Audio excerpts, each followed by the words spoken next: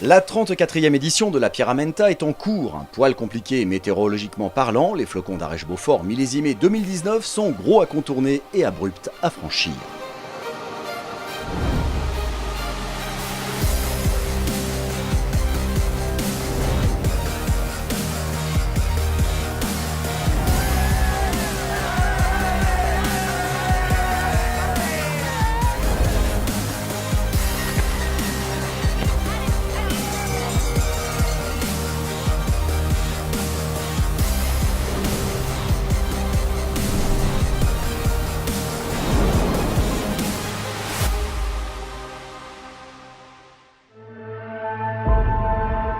Questa è la mia quinta edizione alla Pierramenta Senior, ne avevo fatte anche 4 da giovane. La Pierramenta è la Pierramenta, come dicono qui, tanta gente che a fare il tifo, è la mia gara preferita e sono contenta di essere qui anche quest'anno. C'est notre course, tout le monde nous encourage, on est hyper motivés. C'est le meilleur moment de l'année, quand la Pierramenta elle est finie, on n'a qu'une envie, c'est d'être l'année prochaine pour que ça recommence. Cette troisième étape sur 4 part sous une neige humide qui va vite devenir de la pluie froide à souhait. Plus de 200 équipes seniors partent à l'assaut du parcours du jour, imité une poignée d'instants plus tard par les juniors et cadets de la Pierre qui se joignent à la fête.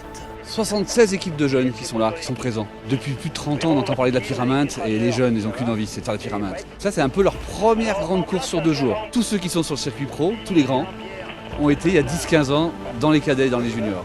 On les retrouve tous. Très vite en tête de course élite homme, on sent que le duo Valentin Favre-Didier Blanc n'est pas venu acheter du terrain, même Beaufortin. Il se présente en tête sur les contrôles de début de course, mais reste sous la menace du duo Baradiol-Bofelli.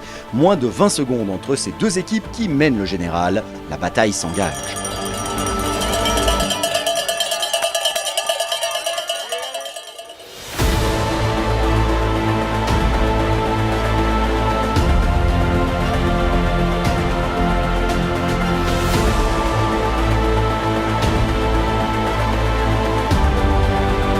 Côté élite filles, la paire Laetitia Roux, Séverine Poncombe continue de mener son monde. L'expérience de la course et du ski alpinisme en font des concurrentes intouchables cette année.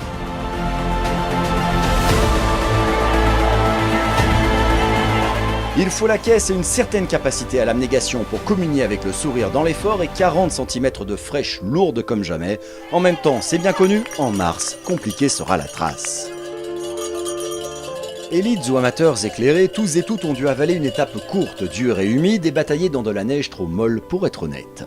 Les équipes de haut tableau sont en contact les unes des autres, pour les autres disséminées sur les tracés, rallier l'arrivée reste l'objectif.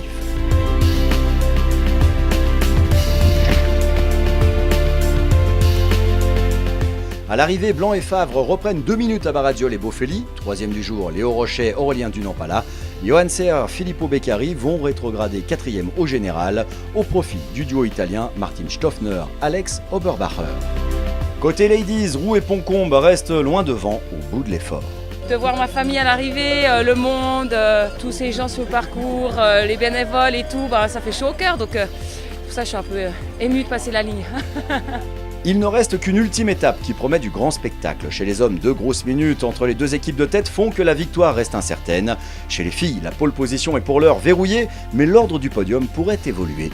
La bonne nouvelle reste les prévisions météo. Demain, il sera peut-être enfin temps de sortir la crème solaire. À suivre.